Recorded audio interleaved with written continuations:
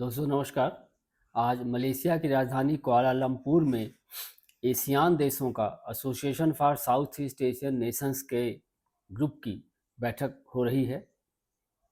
सुबह से ही बैठक चल रही है। यह बैठक 26 अक्टूबर से 28 अक्टूबर तक चलने वाली है और इस साउथ ईस्ट एशिया ग्रुप की इस महत्वपूर्ण बैठक में अमेरिका के राष्ट्रपति श्री डोनाल्ड ट्रंप, उनके साथ साथ ऑस्ट्रेलिया, जापान, ब्राज़ील के भी राष्ट्राध्यक्ष या प्रधानमंत्री आए हुए हैं। चीन व रूस के राष्ट्रपति इसमें ज़रूर नहीं आ सके हैं। इस बैठक में दोस्तों भारत के प्रधानमंत्री मोदी जी नहीं गए हैं। हम समझते हैं कि कोविड के साल को छोड़कर ऐसा कोई साल नहीं रहा है जब मोदी जी आसियान सम्मेलन की बैठक में नहीं गए हों। इसलिए इस बार वहाँ नहीं जाना बड़ा आश्चर्यजनक है। और आज मोदी जी ने इस बैठक को वर्चुअली एड्रेस भी किया। 5-6 मिनट का मोदी जी का एड्रेस था और उन्होंने वर्चुअली एड्रेस किया। आसियान देशों की इस बैठक के लिए मोदी जी पहली बार कहा जाए तो कुआलालंपुर नहीं गए हैं। पीएम मोदी जी इस बार आसियान देशों की बैठक में क्यों नहीं गए हैं दोस्तों, हम इसके बारे में चर्चा करेंगे। उससे पहले यह जान लेते हैं कि अमेरिकी राष्ट्रपति डोनाल्ड ट्रंप इस बैठक में आ चुके हैं और उन्होंने आज कुआलालंपुर में कंबोडिया और थाईलैंड के बीच जो 5-6 दिन का भीषण युद्ध चला था उसको लेकर एक लिखित एक्सपेंडेड युद्ध विराम करवाया है और एक लिखित संधि करवाई है और इसे एक हिस्टोरिक संधि भी उन्होंने कहा है। और सबसे बड़ी मज़े की बात यह है कि डोनाल्ड ट्रंप साहब ने खुद इस संधि पर अपने भी हस्ताक्षर किए हैं। वो उनके बड़े बड़े वाले हस्ताक्षर डोनाल्ड ट्रंप साहब ने किए हैं। इस समिट में दोस्तों अभी जापान की जो नवनियुक्त प्रधानमंत्री हैं सना ताकाइची, वो आप जानते हैं अभी मुश्किल से दो एक दिन पहले ही प्रधानमंत्री बनी हैं, वो भी इस बैठक में आई हैं। वो यह दर्शाता है कि जापान के लिए भी आसियान देशों के ग्रुप में उनकी बैठकों में आना कितना महत्वपूर्ण है। इसके साथ ही उनके साथ बैठक में जो और देशों के लोग आए हैं उसमें Thailand, south Korea, Canada, Indonesia, Australia, Singapore के राष्ट्रपति प्रधानमंत्री भी आए हैं। राष्ट्रपति ट्रंप तो वहाँ मान लीजिए आए ही हैं। आज एक और महत्वपूर्ण घटनाक्रम इसमें हुआ दोस्तों आसियान के लिए। आसियान में अब तक कुल 10 देश थे। आज जो नया नया स्वतंत्र अभी देश है, एक बहुत गरीब देश है, ईस्ट तिमोर या तिमूर लेस्ते जिसे कहते हैं, उसने आसियान देशों के समूह में 11वें देश के रूप में आज ज्वाइन किया है, उसमें हिस्सा लिया है और अब आसियान में 10 की जगह कुल 11 देश हो गए हैं। अभी तक आसियान देशों में कुल 10 देश थे दोस्तों, जिनमें 5 पुराने फाउंडर कंट्रीज़ हैं जिन्होंने कोल्ड वार के ज़माने में सन 1967 में 8 अगस्त 1967 को इस ऑर्गेनाइजेशन की, इस एसोसिएशन की स्थापना की थी। उन देशों के साथ अब मिला दिया जाए तो कुल 11 देशों का ये 11 सदस्य देशों का ये समूह है। आसियान देशों के अलावा जो बड़े देश हैं इंक्लूडिंग इंडिया, वो उसमें डायलॉग पार्टनर्स या समिट पार्टनर्स के रूप में हिस्सा लेते हैं। आसियान साउथ ईस्ट एशिया के देशों का विश्व स्तर पर एक बड़ा महत्वपूर्ण ग्रुप बन चुका है और आसियान देशों की जनसंख्या आप देखें तो करीब करीब 700 मिलियन से ज़्यादा की है और इंडिया को अगर मिला दें तो इंडिया सहित आसियान की जनसंख्या विश्व की कुल जनसंख्या का करीब करीब 1/4 हो जाता है। तो इंडिया को मिला दें तो बड़ा भारी ग्रुप ये है, व्यापार के लिए, सुरक्षा के लिए, शांति के लिए ये बहुत महत्वपूर्ण ग्रुप है। इसीलिए अमेरिका के राष्ट्रपति खुद इसमें चल कर आए हैं दोस्तों। आर्थिक अगर इकोनॉमिक दृष्टिकोण से भी देखा जाए तो जीडीपी के हिसाब से आसियान देशों का जीडीपी करीब करीब 4.2 ट्रिलियन डॉलर है, जो बहुत इम्प्रेसिव है, बहुत बहुत एक बड़ी अच्छी फिगर है व्यापार करने वाले देशों के लिए। तो ये रहा आसियान का महत्व दोस्तों। अब हम बात करते हैं कि इस साल का आसियान सम्मेलन किन बातों के लिए खास कर रहा। तो इसे मुख्य रूप से इंडो पैसिफिक में जो साउथ चाइना सी की शांति को लेकर ये ज़्यादा केंद्रित रहा है। साथ ही आसियान का सदस्य देश जो म्यांमार है, उसमें आज एक सिविल वार की स्थिति पैदा हो गई है। म्यांमार की क्राइसिस पर भी इसमें चर्चा होगी। इस पर भी ये देश अपना फोकस रखेंगे, इस पर फोकस करेंगे, क्योंकि आप जानते हैं कि म्यांमार में कुछ साल पहले मिलिट्री जनता ने प्रजातांत्रिक रूप से चुनी हुई सरकार को हटाकर पावर हथिया लिया था, और म्यांमार को इन देशों ने अभी बाहर रखा हुआ है, समिट वगैरह में उनको बुलाया नहीं जा रहा है। दोस्तों, इस महत्वपूर्ण सम्मेलन में मोदी जी का नहीं जाना, सम्मेलन में शरीक नहीं होना आश्चर्यजनक है। दूसरे देश इसका मजाक भी उड़ा रहे हैं, हंसी भी कर रहे हैं, और इसके पीछे के तथ्यों के बारे में जानना भी चाहते हैं। मोदी जी का नहीं जाना इसलिए भी आश्चर्यजनक है डोमेस्टिक फ्रंट पे भी, कि डोमेस्टिक फ्रंट पर लोग जानते हैं कि मोदी जी विदेश यात्राएं करने के बड़े शौकीन हैं।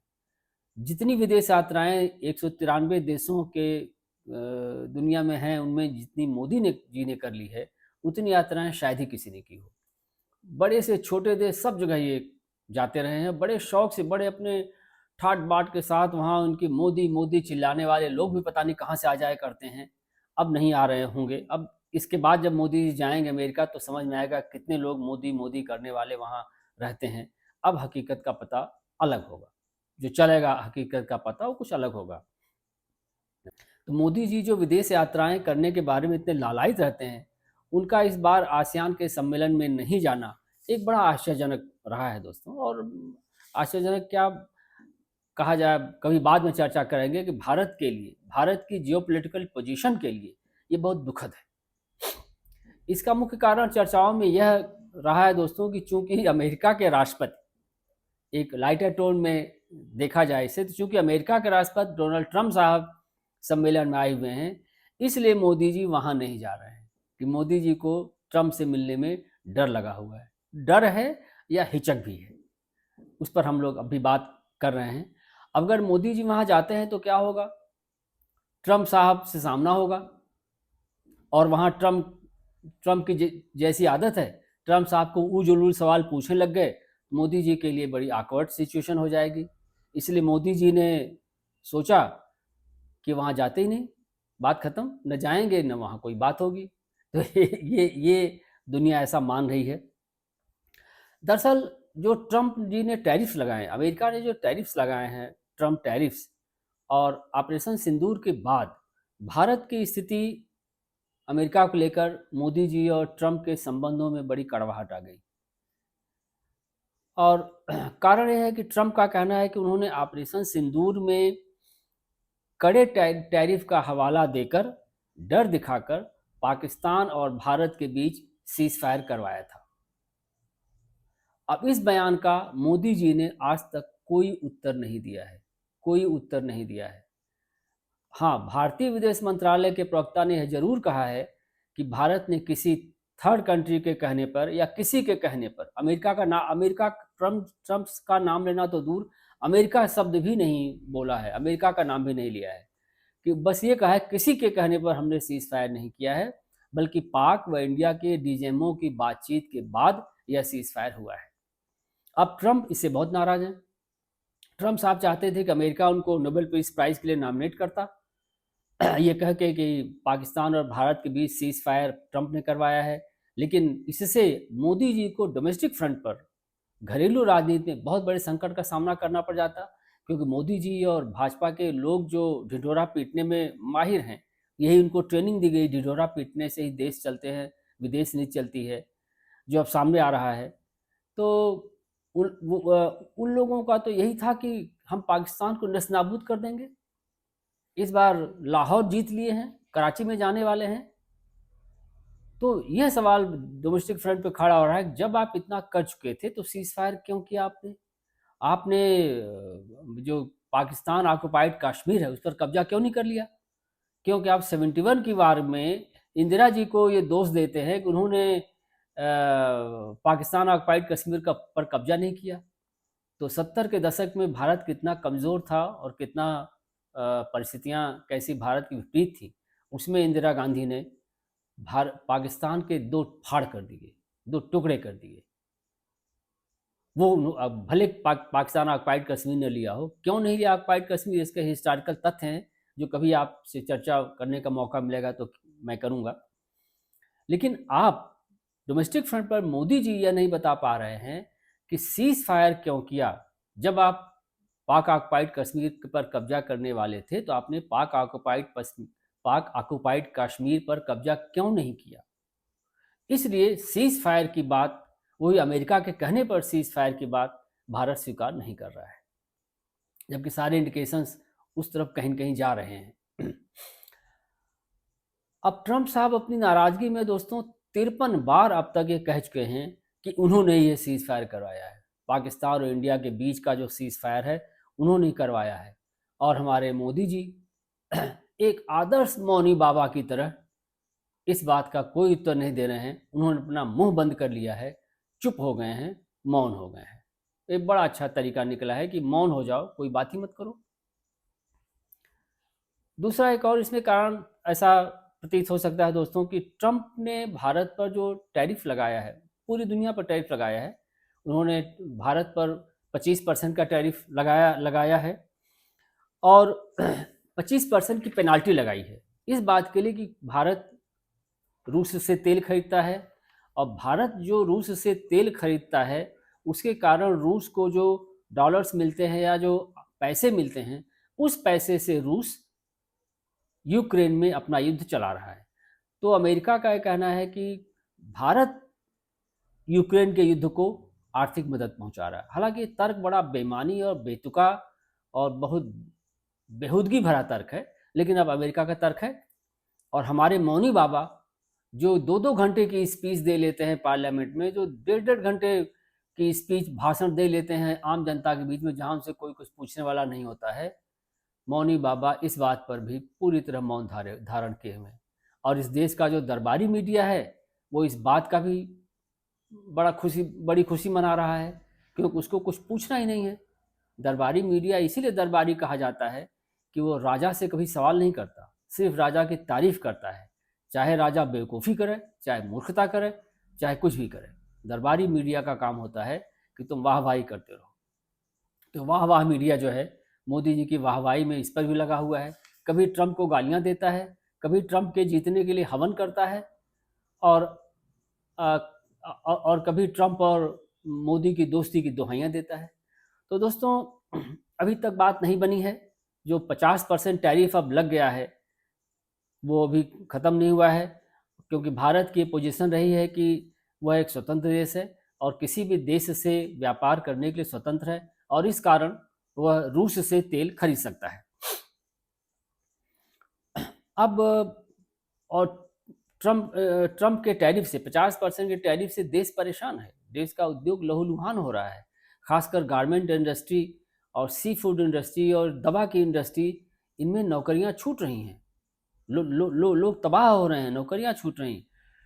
लेकिन देश को इसकी चिंता नहीं है। अभी बातें चल रही हैं। हर बात जो यहाँ के कॉमर्स मंत्री पीयूष गोयल हैं वो कहते हैं we are very close to finding a solution, we are very close to agreement. कितनी बार वो कह चुके, ये हमें अभी तक समझ में आता है कि वो कब वो क्लोज एग्रीमेंट आएगा, कब वो दिन आएगा। आज तक वो दिन नहीं आया।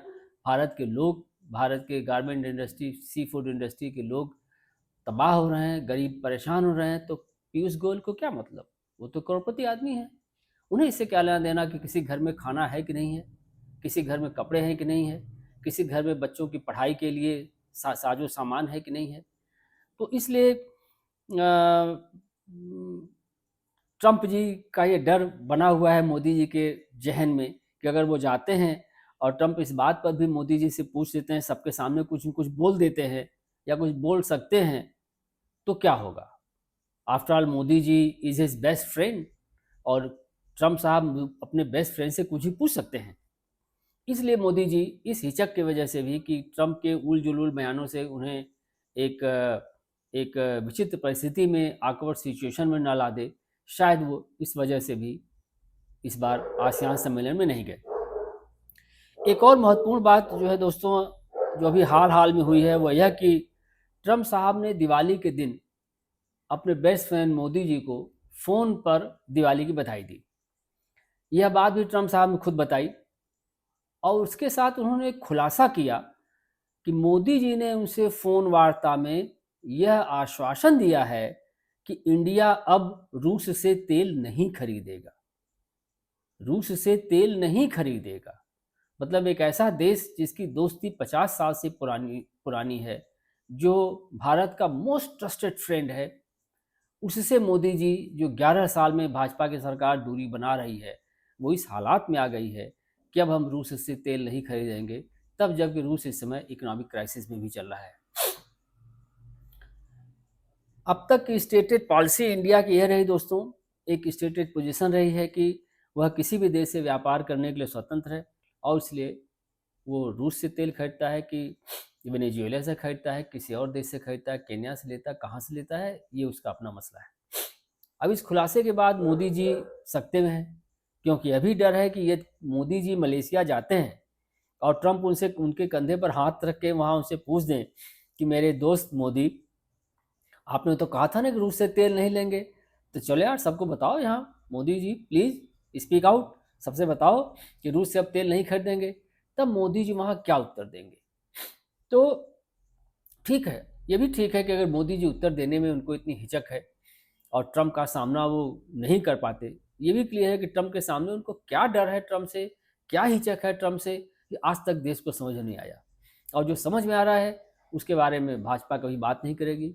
उसके बारे में सबसे बड़ी चीज़ है कि आप अडानी के लिए डरे हुए हैं, क्योंकि अमेरिका ने, नवारो ने एक बड़ा तर्क दिया जब भारत ने कहा इस बार कि हम कंज्यूमर्स के इंटरेस्ट में रूस से तेल खरीदते हैं या किसी देश से तेल खरीदते या नहीं खरीदते हैं।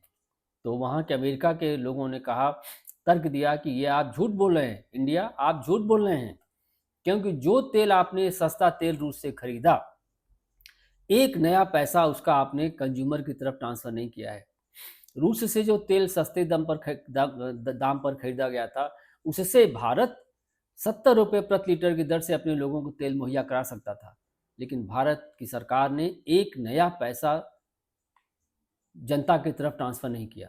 तो ये प्रॉफिट गई कहाँ? ये प्रॉफिट अमेरिका खुद कह रहा है, भारत में तो सब लोग कह ही रहे हैं, ये प्रॉफिट कुछ घरानों को दी गई, कुछ सरकारी कंपनियों को दी गई, जिसमें इंडियन ऑयल कॉरपोरेशन हो या बीपी हो, और मुकेश अंबानी को सबसे बड़ी प्रॉफिट, मुकेश अंबानी रिलायंस इंडस्ट्रीज को सबसे बड़ी प्रॉफिट दी गई है, ये अमेरिका का कहना है। तो आप समझिए कि भारत के पास क्या तर्क है, कोई लॉजिक नहीं है। इसलिए इस समय अब तथ्यात्मक रूप से फंस गए हैं मोदी जी। उनके सामने फैक्ट्स हैं, जो फैक्ट्स रखे जा रहे हैं कि आप कह रहे हैं कि आपने जनता के लिए, कंज्यूमर्स के लिए ये तेल खरीदते हैं रूस से। अमेरिका ने साफ साफ बोल दिया कि आप झूठ बोल रहे हैं, आपने प्रॉफिट तो ब्राह्मण्स ऑफ इंडिया को पहुंचाया। ब्राह्मण्स उनका मतलब है कि जो इलीट क्लास है, उनको आपने लाभ पहुंचाया है। और उन्होंने उदाहरण भी दिया है कि रिलायंस इंडस्ट्रीज को सबसे बड़ा लाभ पहुंचाया गया है। तो दोस्तों ये है, इस सब की वजह से मोदी जी आसियान जैसे महत्वपूर्ण देश के सम्मेलन में नहीं गए, जबकि मोदी को आसियान सम्मेलन में मोदी जी को जाना चाहिए था। आसियान सम्मेलन साउथ एशिया का बहुत महत्वपूर्ण ग्रुप है, और आप इंडो पैसिफिक के लीडर बनना चाहते हैं, इंडो पैसिफिक पे ही तो सम्मेलन था, तो मोदी जी को जाना चाहिए था, लेकिन मोदी जी नहीं गए हैं और भारत को एक फिर ऑकवर्ड सिचुएशन में लाकर खड़ा कर दिया है। तो ये विदेश नीति का कभी बाद में चर्चा करेंगे। विदेश नीति का, भारत की विदेश नीति कितनी फेल हो चुकी है, कितनी लचर हो चुकी है, ये इस बात को दर्शाता है। तो दोस्तों आपसे निवेदन है कि आप चैनल को सब्सक्राइब करिए, लाइक करिए, और इसे देखते रहिए, कमेंट भी करिए अगर इसमें कोई आपको गलती दिख रही है। आपका क्या ओपिनियन है इस बारे में, अपने कमेंट्स आप करते रहिए। थैंक यू, धन्यवाद।